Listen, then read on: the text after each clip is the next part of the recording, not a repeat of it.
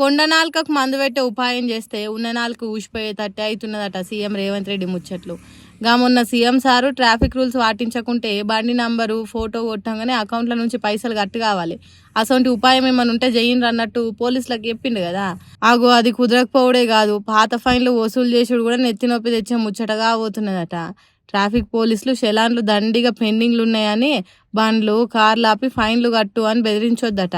బండి తాళం గుంజుకునుడు, కారు పక్కకు పెట్టమనుడు, ఇంకింత ఎక్కువ చేసి పోలీస్ స్టేషన్కు బండ్లను తీసుకొని పోవుడు, నోటికొచ్చిన బూతులు తిట్టుడు చెయ్యనే వద్దట.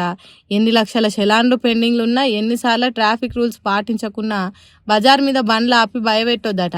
పబ్లిక్ ఇష్టాపూర్తిగా చలాన్లు కడతామంటేనే తీసుకోవాలి, లేకుంటే పోలీసులు వాళ్ళను పల్లెత్తు మాట అనొద్దట. పట్టి చలాన్లు వసూలు చేయొద్దట. అంతగానం చలాన్లు వసూలు మీద కాయిస్తుంటే పలానా బండి కారు ఓనర్లకు నోటీసులు పంపుండ్రి, అంతేగాని బండ్లు సీజ్ చేసుడు భయపెట్టుడు చేయొద్దట.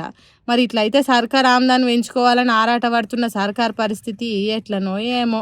పైసల వసూళ్ళు టార్గెట్లు ఉన్న పోలీసుల పరిస్థితి ఎట్లనో ఏమో.